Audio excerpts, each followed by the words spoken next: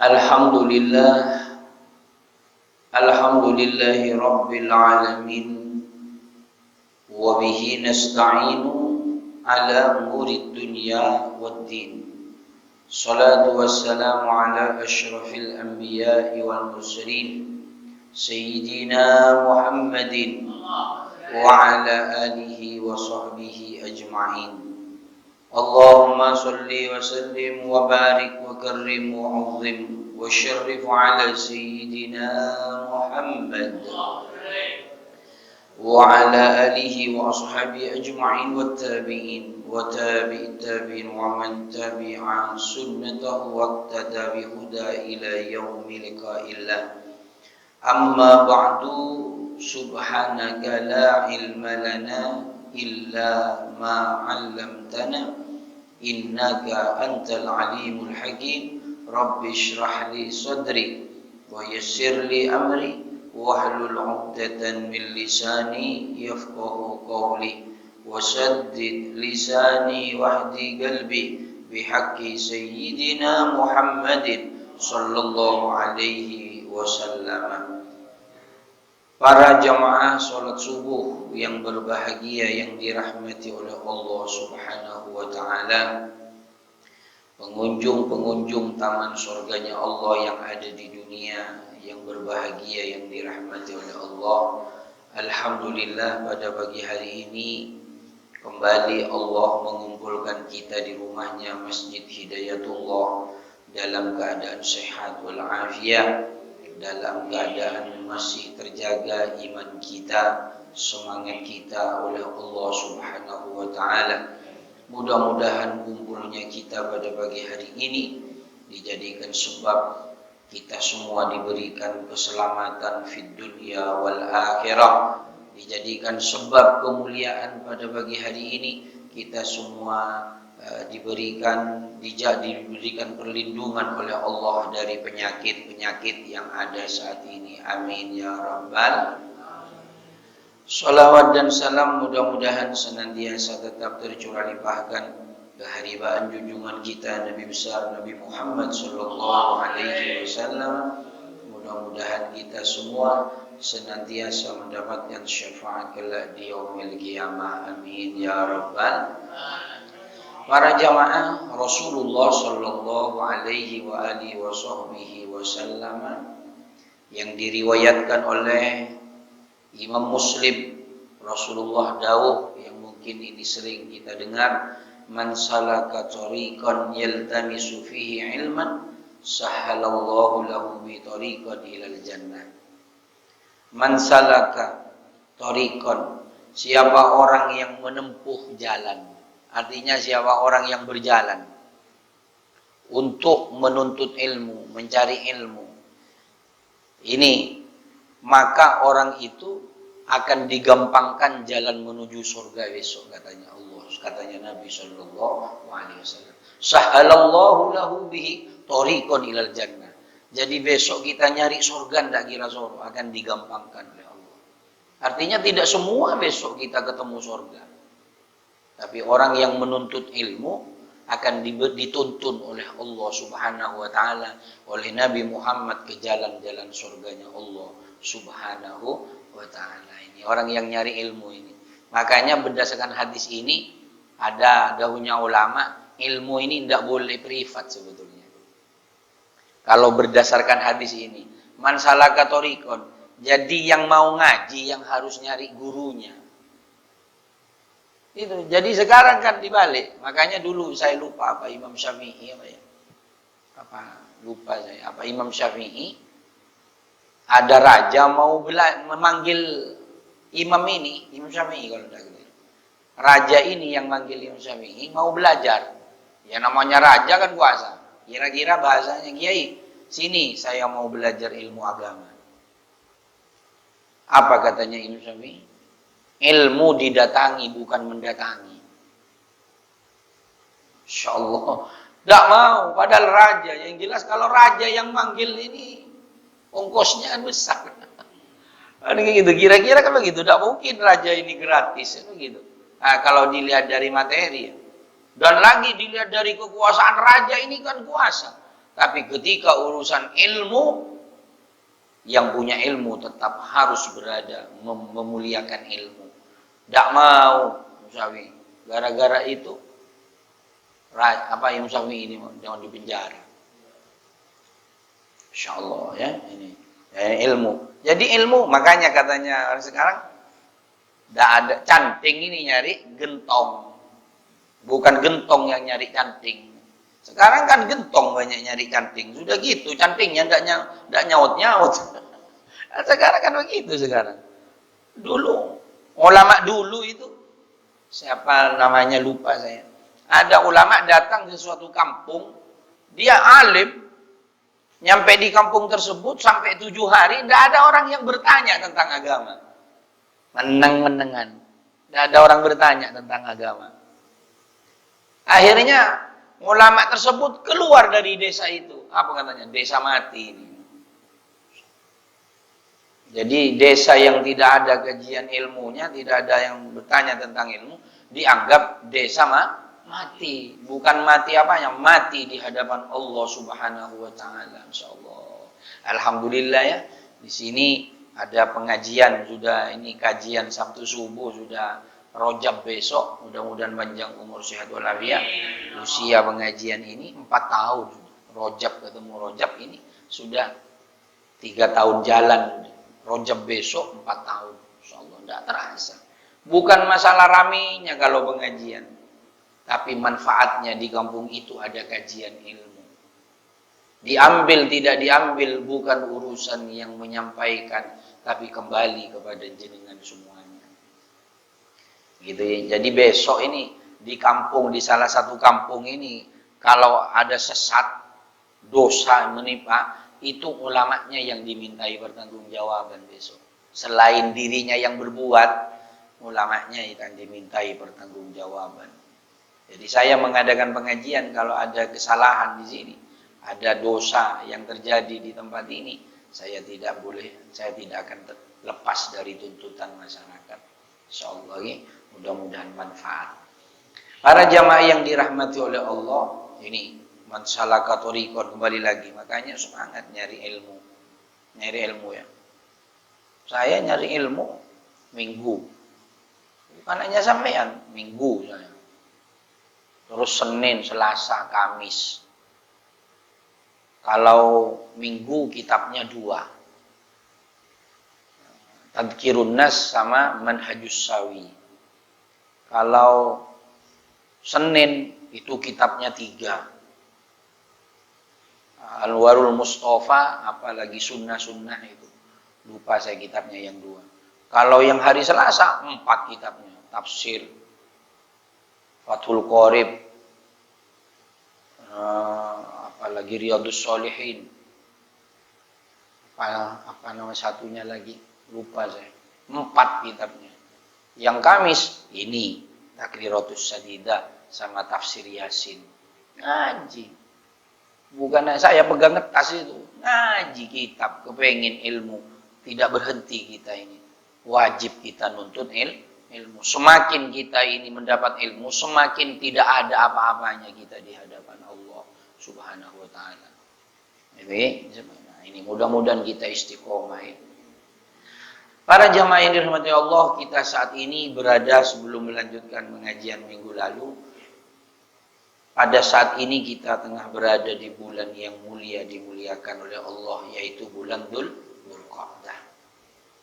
Tinggal minggu, kalau tidak keliru, tanggal 11 ya, sudah masuk tanggal 1 bulan Dzulhijjah. Tanggal 11 besok kita masuk dalam bulan Dzulhijjah.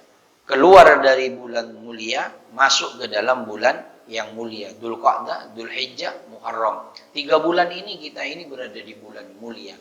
Dimuliakan oleh Allah. Pahalanya saat ini besar. Dosanya pun saat ini besar. Sama, konsekuensinya seperti itu. Terus banyak sekarang yang sudah lupa kalau kita ini berada di bulan mulia. Tergeser sudah. Dari pembicaraan orang-orang beriman.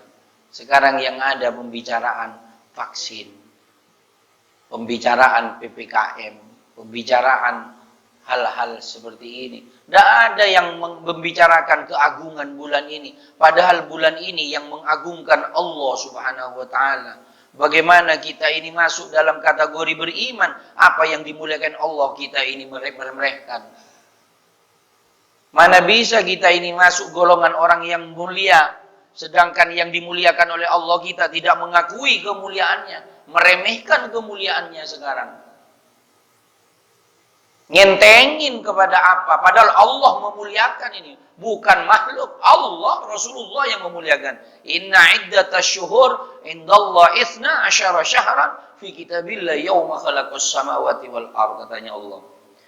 Dalam hitungan bulan 1 tahun ada 12 bulan. Dari 12 bulan ada 4 bulan yang mulia, katanya Allah. Nabi yang menjelaskan yang dimaksud Allah. Dzulqa'dah, Dzulhijjah, Muharram, Rajab. Berarti yang memuliakan siapa? Allah. Tapi sekarang bergeser. Banyak orang saat ini tetap meremehkan, dianggap biasa-biasa saja.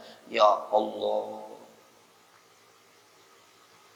Makanya pantas saat ini diadab oleh Allah. Pantas, ini adab. Adab. Kenapa? Karena sudah Allah dinomorduakan sudah. Dinomorduakan sudah dalam kehidupan kita. Insya Allah. Oh enggak, bukan begitu. Bukan begitu. Apa kalau enggak begitu? Namanya bagaimana? Kalau sudah yang nomor 1, kalau sudah di nomor 1 kan, yang lain bergeser semuanya. Kayak sampean ini tugas, takut sama atasan. Kalaupun ada apa, sampean masuk tetap. Kalau di nomor 1 kan, ini Allah yang memuliakan. Tidak ada orang semuanya. Padahal kalau kita ingin selamat, resep dari Allah. Apa katanya Allah? Maka Allahu liyu'adzibahum wa anta fihim wa ma kana Allahu bagaimana itu ayat selanjutnya? Liyu'adzibahum mu'adzibahum wa hum yastaghfirun. Allah tidak akan mengadab kalian semua selama ada Nabi Muhammad di tengah-tengah kita. Nah, sekarang Nabi Muhammad sudah wafat. Maksudnya apa ini? Nabi Muhammad dihadirkan di dalam kehidupan kita. Ini kan salah satu tafsirnya. Dulu Abu Jahal ini minta, ayo kalau memang Al-Quran benar, datangkan hujan batu dari langit. Banyak Abu Jahal. Salah satu tafsirnya. Apa kata? Turunlah ayat ini. Selama ada Nabi Muhammad, tak mungkin ada adab. Nah, maksudnya apa? Sekarang Nabi Muhammad sudah wafat. Hidupkan sunnah-sunnahnya Nabi. Hidupkan sunnah-sunnahnya Nabi. Sekarang kan sudah banyak orang tidak menghidupkan sunnah-sunnahnya Nabi. Jadi antaranya, sekarang yang dipromosikan basuh tangan. Basuh hidung, menghirup air ke hidung, istinsyak. Mana sekarang ada yang seperti itu? Ayo. Kadang kita wudhu saja, jarang orang yang menghirup air ke hidung. Kadang kumur-kumur sampai gor-gor aja, tidak ada sekarang. Kok kumur-kumur, ya. Kadang tidak kumur-kumur. Kalau kita, kenapa gitu? Basuh tangan. Kenapa Nabi Muhammad kita tidak menjadi pelopor? Ayo basuh pemerintah, basuh tangan, ayo bagus, tambahi, hirup air, karena itu sunnahnya Nabi Shallallahu Alaihi Wasallam. Istinsyak namanya, bahasa Arabnya menghirup air itu istinsyak. Kumur-kumur sampai gor-gor ini, wok gitu. Makan pakai tangan kanan. Jangan pakai tangan kiri. Orang sekarang makan pakai tangan kiri, sombong. Ayo, sampean ngasih jajan ke saya. Tak terima pakai tangan kiri, ayo, bagaimana? Ngamuk, Pak. Bagaimana dengan Allah? Kalau kita aja tersinggung, bagaimana Allah ngasih rezeki kepada kita? Kita makan pakai tangan kiri, ayo. Ngintengin, kan banyak orang minum pakai tangan kiri. Makan pakai tangan kiri. Ayo, sepele kan? Lupa Ustaz. Sampean cewek pernah lupa enggak? Cewek pernah lupa enggak pakai tangan kanan? Walaupun bangun tidur sudah apa namanya? Oh, apa katanya Pak Mahrus? Ngelindur, bangun ngelindur. Ayo, pernah ngising lupa pakai tangan kanan cewek? Enggak ada. Kenapa? Karena biasa. Tapi kenapa makan kita sering lupa? Yang tangan ini pakai HP, yang kiri pakai makan. Ayo. Nah, sekarang kan gitu. Nyepelekan itu namanya katanya ulama sombong kepada Allah Subhanahu. Itu sombong, itu hakikatnya orang sombong begitu. Sombong kepada Allah, kepada nikmatnya Allah Subhanahu. Kepada Allah saja sombong, apalagi kepada manusia. Pasti lebih sombong orang itu. Kepada Allah aja berani sombong, ya, apalagi kepada manusia. Pasti lebih sombong orang itu. Ciri-cirinya orang sombong salah satunya begitu. Makan pakai tangan kiri. Kepada Allah sudah sombong, apalagi kepada manusia. Ini sunnah-sunnahnya Nabi. Sepele kan? Sepele. Ayo lihat sehari-hari orang makan pakai tangan kiri. Cuman kalau rokok memang makruh. Memang makruh lebih bagus pakai tangan kiri kalau rokok. Karena rokok ini hukumnya kan makruh. Jadi kalau rokok itu lebih bagus pakai tangan kiri. Kalau rokok. Tapi yang harus ke mulut ini yang kanan ya, yang kanan. Yang harus ke mulut ini yang kanan. Kalau ngambil tidak wajib kanan ya. Misalkan sini penuh sambal. Mau tambah makan. Jangan pakai tangan yang kanan. Jijik tonggoni mau ngembu juga. Ngambilnya itu ke piring dari tempat nasi pakai tangan yang kiri supaya centongnya itu bersih. Yang wajib ke kanan ini yang ke mulut. Itu ke mulut pakai tangan kanan. Kalau embo itu kalau lihat tangannya, kalau tangannya bersih pakai tangan yang kanan. Kalau tangannya penuh sambal nambahnya pakai tangan yang kiri. Itu tidak termasuk. Kalau embo, kalau makan prasmanan itu ya, makan kayak ada di satu desa itu makan keliling itu, nasinya embo itu. Itu embonya pakai tangan kanan. Aduh, nambah juga ya. Itu akhirnya jijik, akhirnya tonggonya sudah nambah. Dia sendiri yang embo. Gitu ya. Kan gitu ya. Jadi yang wajib ke kanan, yang kanan ini yang masuk ke mulut ini. Kalau embo lihat tangannya, kalau kotor jangan. Ini sering banyak saya makan bersama itu ngimbuhnya pakai tangan kanan, centongnya kotor pas akhirnya jijik orang. Itu caranya adab makan sampai ke situ ya. Masyaallah ini ya sunnah-sunnahnya Nabi. Apa? Terus yang kedua apa? Hadirkan banyak ibadah sholawat. Allahumma sholli ala sayyidina Muhammad wa sayyidina Muhammad. Apa sudah? Baca sholawat. Minimal baca sholawat itu 5 waktu. Sholat itu kan baca sholawat itu. Artinya orang sholat pasti baca sholawat. Sholawat makanya dikatakan wajib itu ya ketika sholat itu. Gitu ya. Nah, terus yang ketiga, selama ada Nabi Muhammad, cintai ahlul bait Nabi Muhammad sallallahu alaihi wasallam. Cintai keluarganya Nabi, para habaib itu. Itu cintai, jangan sampai membenci kita. Itu keluarganya Nabi, Saudara. Tidak bisa ada hadis sahih itu. Walaupun kita ini tidak taat ini tidak wajib ya. Cintanya itu harus, jangan sampai membenci.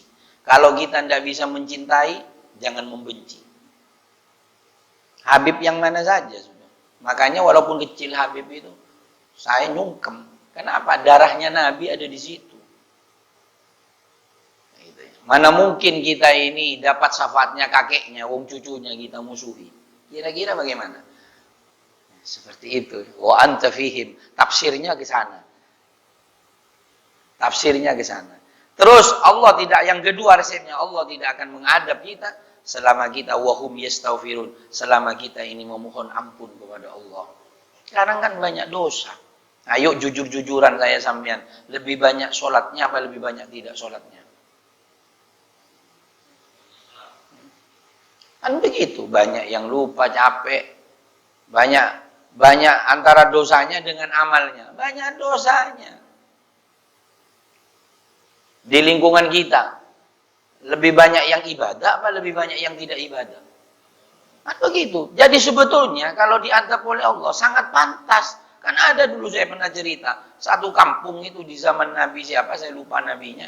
Cuman ada salah satu nabi begitu. Di kitab Fawaidul Mutaro itu ada, lupa saya nabinya jelasnya. Itu satu kampung ada 100.000 manusia, rakyat. Yang 60.000 ahli ibadah, yang 40.000 ahli maksiat. Dihabiskan semua sama Allah. Mati semuanya, diadab oleh Allah. Yang nabinya protes, ya Allah, yang 40.000 engkau binasakan, saya ikhlas ya Allah. Tapi yang 60.000 kenapa engkau juga binasakan? Karena yang 60.000 itu diam, menang, hanya mikiri dirinya sendiri, tidak ngajak-ngajak kepada orang yang tidak ibadah. Gara-gara tidak ngajak-ngajak, gara-gara menang hanya mikiri dirinya sendiri, dilaknat juga oleh Allah Subhanahu wa Ta'ala. Sekarang di lingkungan kita bagaimana? Dan seperti itu. Itulah para jamaah, ini renungan buat kita, tasawufnya, ya, mau'idatul hasanahnya, bagaimana menyikapi suasana saat ini penyakit. Ayo kita kembali, sunnahnya Nabi dihidupkan, perbanyak istighfar, perbanyak dzikir kepada Allah, gitu ya. Jadi meneng-meneng dzikir, Allah, Allah, Allah. Allahumma sholli ala Muhammad, Allahumma sholli ala Muhammad, astaghfirullahaladzim, astaghfirullahaladzim, astaghfirullahaladzim, menang-menang itu, astaghfirullahaladzim. Itulah salah satu akan dilindungi oleh Allah Subhanahu wa Ta'ala. Semoga kita semua diberikan hidayah taufik inayah oleh Allah Subhanahu wa Ta'ala. Para jamaah ini dirahmati oleh Allah, melanjutkan pengajian yang minggu lalu adalah syarat sahnya sholat berjamaah. Syarat sahnya berjamaah. Jadi banyak orang yang berjamaah tapi dia tidak mendapatkan pahala jamaah. Sholatnya sah tapi nilainya sama seperti sholat sendiri.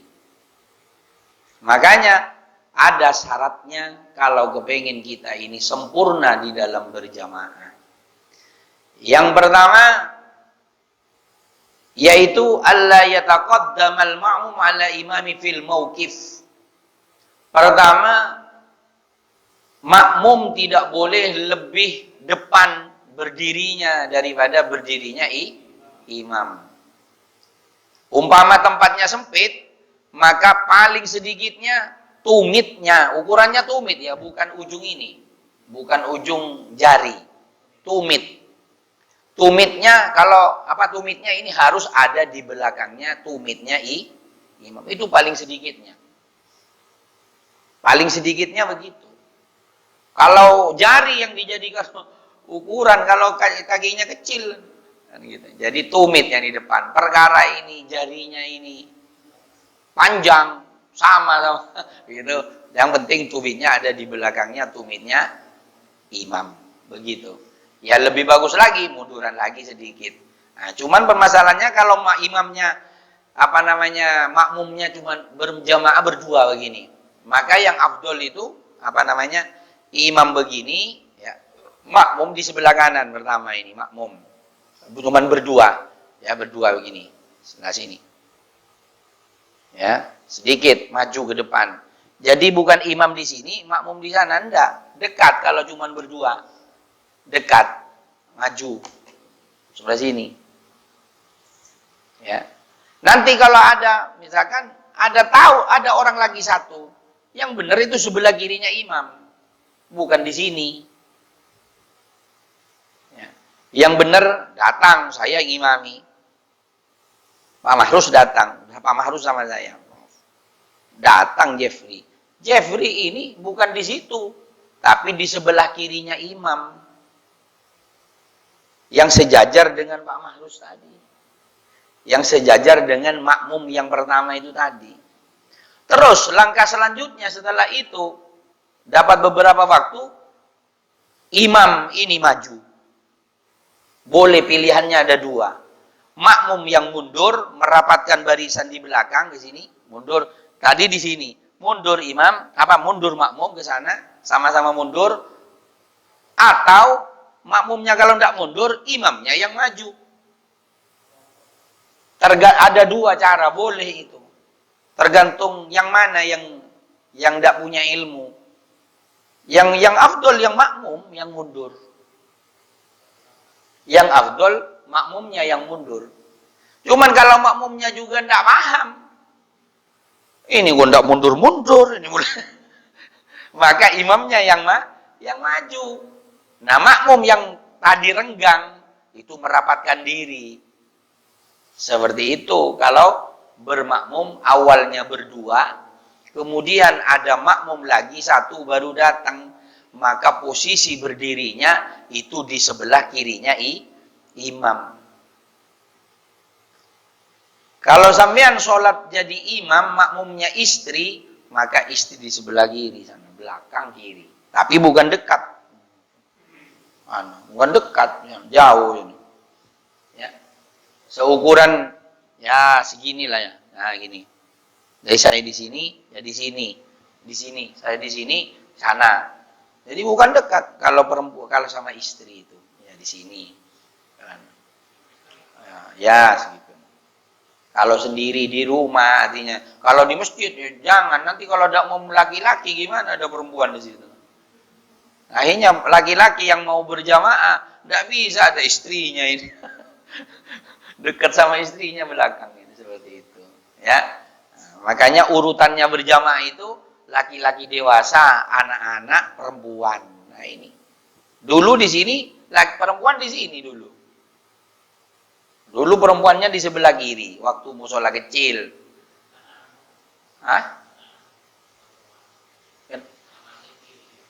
Yang anak kecil ini, sebelah sini. Belakangnya yang dewasa. Terus perempuan di belakang, itu yang afdol.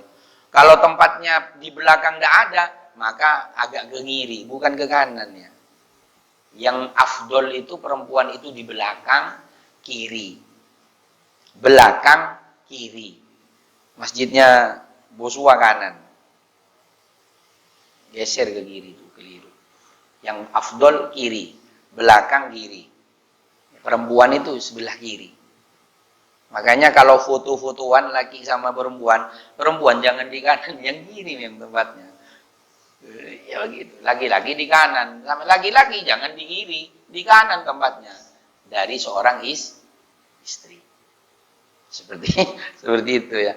Allah. Terus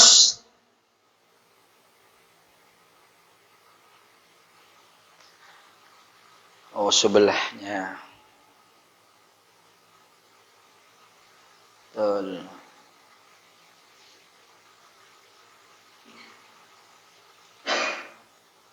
Wattabi itu Allah yataqaddam al-ma'mum fi jami'i ma'tamada 'alaihi 'ala juz'in mimma i'tamada 'alaihi imamu fi qiyami aw ghairihi.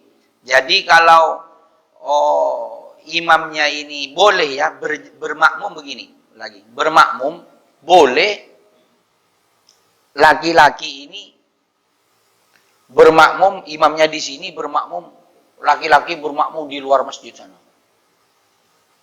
Imamnya di sini, dia makmumnya di situ. Boleh. Tapi asak. Tapi tidak mendapatkan kesempurnaan. Makanya renggang ini sekarang kan repot sekarang renggang. Kesempurnaan daripada berjamaah ketika rapatnya ini.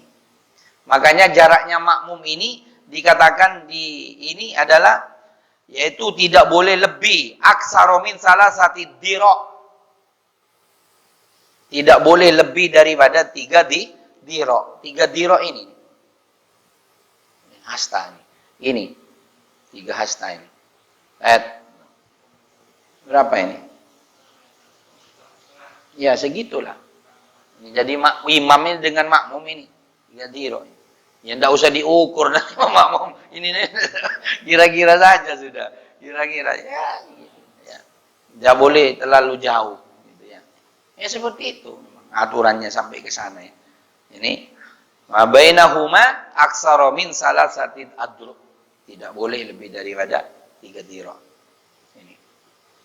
Ini ukurannya. Lengan bawah. Lengan bawah begini. Bukan begini. Ukurnya. Gitu ya. Nah, makanya jamaah ini kan, tapi sekarang masih larinya ke penyakit ya. Allahu a'lam ya. Ada ulama yang menganjurkan begitu, beliau yang lebih tahu ya. Kalau berkiblat kayak gini, makanya alhamdulillah di sini tetap rapat.